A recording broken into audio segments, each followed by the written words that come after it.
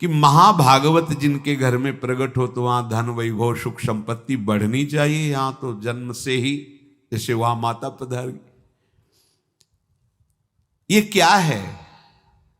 तो श्री भगवान स्वयं कह रहे हैं, यस्य तुष्टो रहम पार्थ वित्तम तस्य हराम्यहम करोमि बंधु विच्छेदम सच कष्टेन जीवती। हे अर्जुन, मैं जिस पर बहुत प्रसन्न होता हूं, आप अपने ऊपर भगवान को बहुत प्रसन्न करना चाहते हैं, बहुत प्रसन्न करने में ये है, देख लो। कह रहे हैं जिस पर मैं बहुत प्रसन्न होता हूं, सबसे पहले उसका ऐश्वर्य नष्ट करता हूं। फिर क्या करता हूं? फिर बंधु बांधवों का। फिर क्या करता हूं? असाध्य रोग उसके शरीर में। बोले महाराज जी तुम प्रसन्न हुए हो कि पूरे के पूरे नाराज हो गए हो?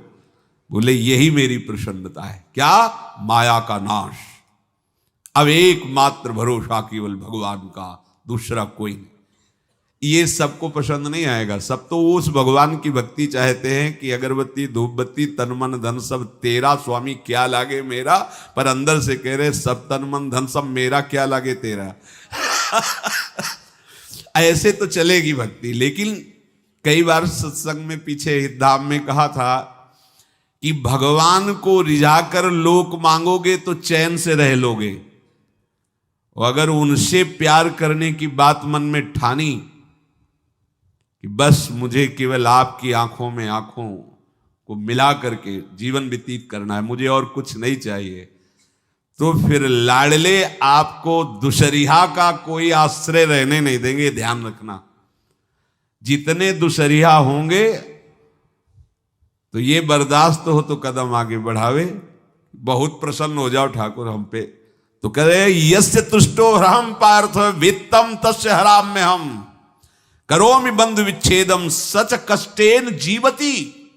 जितनी श्वासें रहेंगी भयंकर कष्ट मैं उसको व्यतीत करने के लिए दूंगा। ये दंड नहीं है, ये पुरस्कार है। अनंत जन्मों का हिसाब बराबर करके कहीं इसकी वृत्ति मेरे से हट न जाए, ऐसे घेरे में डाल के अखंड चिंतन करवा के सजयति जयति जग उच्चरे। जाको करत श्याम सहाई प्रथम वर्णो कृपा क्रम हो विषय मूल गवाई। कुल कुटुंब बल वित्त हीनो दीन के दुखदाई। आपने को करजु लीनो आप ही अपनाई। कह रहे हैं अब मैं वर्णन करता हूं श्याम सुंदर जिस पर कृपा करते हैं उस पर कैसा बर्ताव करते हैं। बोले सबसे पहले उसके विषय भोगों का नाश कर देते हैं। फिर दूसरी कृपा कोई परिवार का, कोई मित्र, कोई रिश्ते नातेदार उसकी तरफ देखेगा भी नहीं। फिर ऐसा दुख प्रदान करते हैं कि केवल एक भरोसा रह जाता है, एक भरोसा, एक बल, एक आस विश्वास, बस नाथ आपके सिवा अब हमारा कोई नहीं।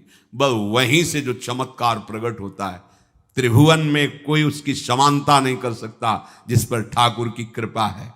पर इस कृपा को हजम करने के लिए इसीलिए संत संग किया जाता है कि पहले से वो तैयार कर देते हैं। जैसे आर्मी की ट्रेनिंग होती है ना, ट्रेनिंग के बाद भी बॉर्डर में लगाया जाता है, ऐसे ही संतजन ये ट्रेनिंग देते हैं। अब जो टिके तो टिके, नहीं तो घर बैठे जाके। और अगर टिक गया तो गुरु मेहरबान, तो चेला पहलवान, भगवान भी परास्त नहीं कर सकते।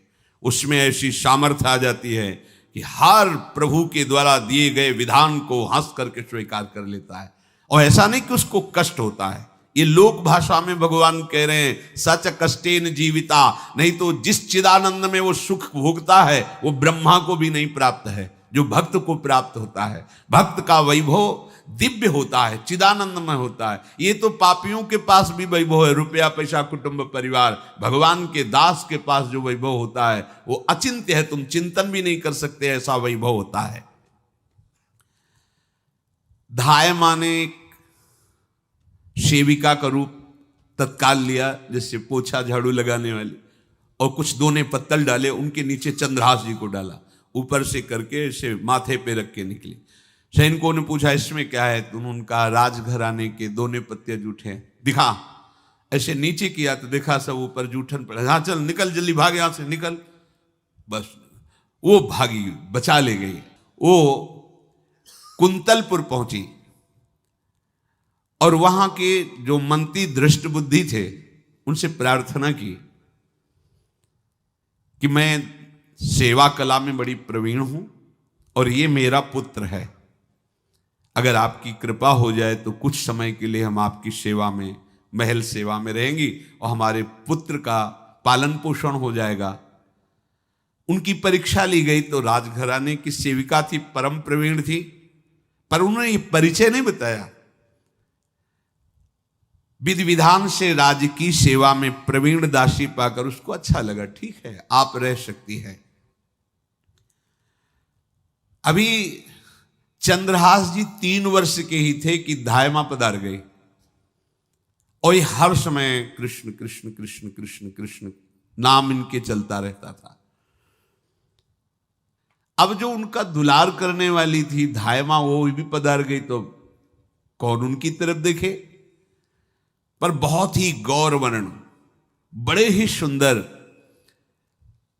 अब वो गलियों में भटकने, निकाल दिया महल से जब धायमा मर गई, क्योंकि धायमा की सेवा कारण उनको रखा गया था। 3 वर्ष के बालक गलियों में, तो कोई भी माँ देखती उनको तो कोई उनको वस्त्र पहना देती, कोई भोजन करा देती। ऐसे ही भगवान के भक्तों की बड़ी विचित्र लीला होती है। यहां चंद्रहास जी को जो भी माता बहन देखती कुंतलपुर के गलियों में, तो कोई वस्त्र, कोई स्नान करवा देती, कोई काजल लगाती, कोई भोजन पवा देती। परमहंसों जैसा जीवन कट रहा है। कृष्ण कृष्ण कृष्ण कृष्ण। 14 भुवनों में जिनकी अव्याहत गति है, जो सबको देखते रहते हैं, श्री देवर्षि नारद जी। ये कृष्ण कृष्ण बोलता है बालक, और इसका हरि के सिवा कोई नहीं।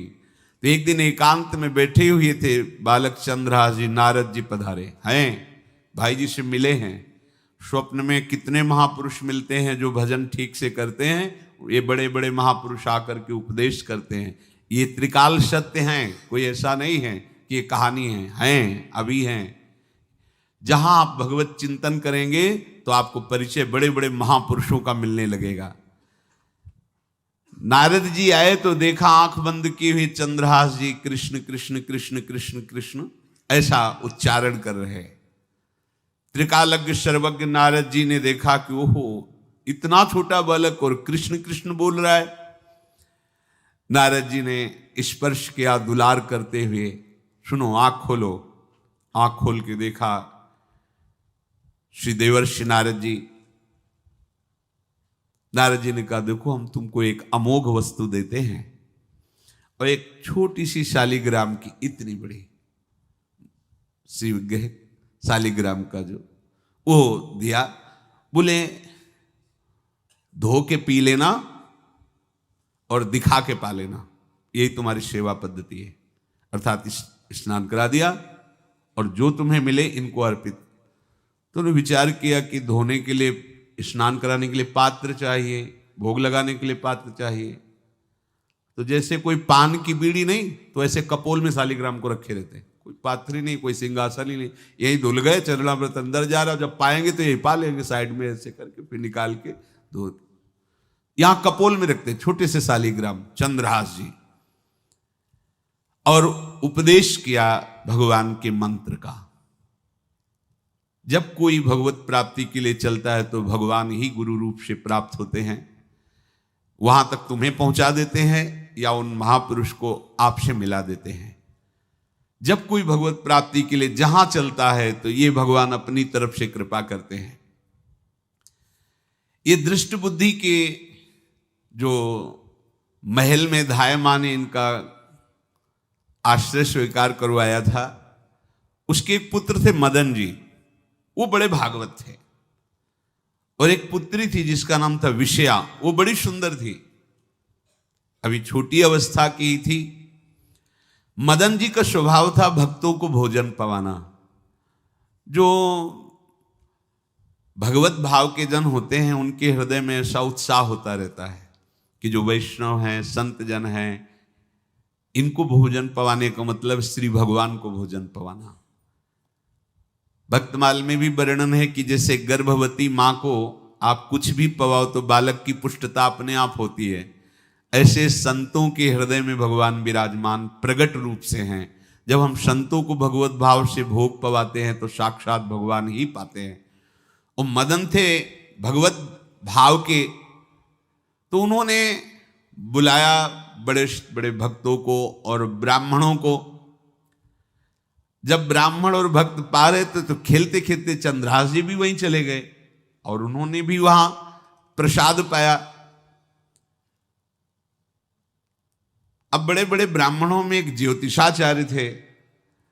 दृष्टबुद्धि जी ने हाथ जोड़कर प्रणाम किया और अपने परिवार को प्रणाम करवाया और कहा, यह हमारी पुत्री है। दृष्टबुद्धि जी ने कहा, आप इसका हाथ देकर बताइए, इसको वर कैसा मिलेगा, कैसा ऐश्वर्य होगा। दृष्टबुद्धि मतलब दुष्ट बुद्धि, ऐसा ही था वो। पर बड़ा विचित्र खेल है,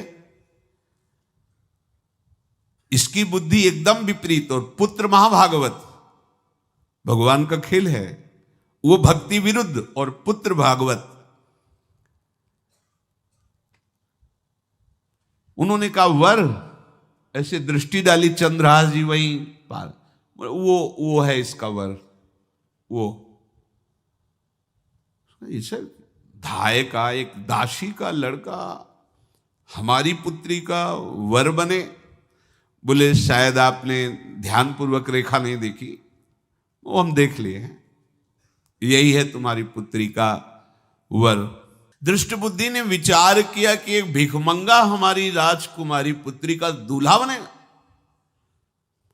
पंडित जी को तो दक्षिणा दी, विदा किया और सैनिकों से कहा घर से निकलने न पावे बालक, क्योंकि ज्योतिष पक्की, ज्योतिष शास्त्र सत्य है पर उसका सम्यक ज्ञान होना चाहिए। भला मुझ सम्राट के मंत्री की पुत्री, वो महामंत्री हैं दृष्टबुद्धि, और ये एक भिखमंगा कैसे हो सकता है। बड़ा हृदय में जलन हुआ, ये तो बड़ी अपकीर्ति और दुर्भाग्य का विषय होगा, इसी को मरवा डालते हैं, काम खत्म हो जाएगा। निश्चय किया और जल्लादों को बुलाया और कहा, बालक जो पंगत में भोग पा रहा है इसको ले जाओ और जंगल में मार के, और इसका कोई अंग हमें काट के दिखाओ कि हाँ मार, मतलब पक्का मार देना है। क्योंकि वो इतने सुंदर थे, इतने सुशील थे, इतने प्यारे लगते थे कि कोई भी मारने के लिए तैयार। इसीलिए उसने शर्त रखी, इनका अंग काट करके हमको प्रमाण में दिखाया जाए कि मार दिए गए हैं। चांडालों ने हाथ पकड़ा, चंद्रहास जी को ले गए। चंद्रहास जी का स्पर्श करते हुए उनको ऐसा दुलार होने लगा हृदय में, जैसे मां को अपने बच्चे से दुलार होता है। स्पर्श करते, दरस परस अघनाश, भक्त का स्पर्श ही पापों का नाश कर देता है। वो दो जल्लाद आपस में कहने लगे, भाई जीवन हो गया लोगों को मारते हुए, कभी कोई पुण्य का काम नहीं किया। ये देखो भक्त संग का प्रभाव। इस सुकुमार विशाल नेत्र, कैसा सुंदर बालक जो हमारे चित्त को चुरा रहा है, इस दुष्ट बुद्धि मंत्री ने आदेश किया मारने का। भला इससे क्या बिगाड़ा इनका, क्यों मारना चाहता है। देखो वैसे तो मां पापी है ही है, क्योंकि जल्लाद घर में जन्मे हैं, पूर्व जन्म के पापों के अनुसार इस जन्म में न जाने कितनों को हमने काटा है। पर पता नहीं क्या हो रहा है, मेरे हृदय में ऐसी हिम्मत नहीं आ रही कि इस बालक को मैं मार सकूं। दूसरे ने कहा, फिर अगर उसको तुम नहीं मारोगे तो तुम मारे जाओगे, कुछ तो करना पड़ेगा। नहीं नहीं, इस छोटे से बालक से क्या किसी को नुकसान। एकांत जंगल में ले गए और कहा, तुम जानते हो हम तुम्हें किस लिए लाए हैं। चंद्रहास जी बालक थे, 5 वर्ष की आयु अब हो गई थी। तो उनका, मुझे पता नहीं कि आप क्यों लाए हैं। बोले, हम जल्लाद हैं, तुम्हें मारने का हुक्म दृष्टबुद्धि ने दिया है, मारना तो पड़ेगा ही तुम्हें। हमारी इच्छा नहीं कि मारें, पर हम तुम्हें अंतिम बात पूछते, तुम्हें कुछ भी पसंद हो, कुछ भी, तो तुम कहो, हम तुम्हारे लिए ला के देंगे, जो तुम्हें चाहिए बोलो, पर हमें वध करना पड़ेगा तुम्हारा। तो उनका मुझे कुछ और नहीं चाहिए, बस थोड़ा सा समय चाहिए। यदि आप मारना ही चाहते हो तो थोड़ा हमारी पूजा है, हम कर ले, इसके बाद मार लीजिए। आपको तो बल है, अस्त्र हैं, मैं तो बालक हूं। उनका हाँ, हम तुम्हें समय देते, तुम किसी को पुकार भी सकते हो, जो तुम करना चाहो कर सकते हो। चंद्रहास का मुझे मृत्यु का भय नहीं, बस कुछ समय दे दे। पूरा महाभारत हो गया था, टिटिहरी के अंडे नहीं फूटे थे।